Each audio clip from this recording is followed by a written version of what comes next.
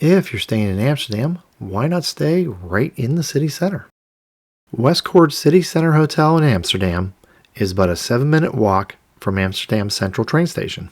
The lobby area is very comfortable and offers complimentary coffee and tea, and there's also a buffet breakfast available for an extra charge, and it's a very nice breakfast. Here's a tour of our room, which is a standard double room with a courtyard view. Decent sized closet area.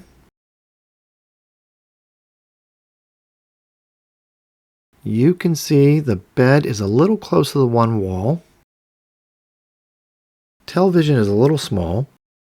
There's also a work desk, an espresso machine, mini fridge, some odd plastic chairs if you have to sit in them, but the work desk was fine. Here's the courtyard view. Not really much of a courtyard, although the pigeons did entertain us at times. Again, bed a little offset to the one wall, room's a little oddly shaped, but did have a very nice sized bathroom, very convenient. Good shower. And nice size sink. This hotel was very clean and centrally located. If you enjoyed this video and want to see more, please consider subscribing. It means a lot to us and helps our channel grow.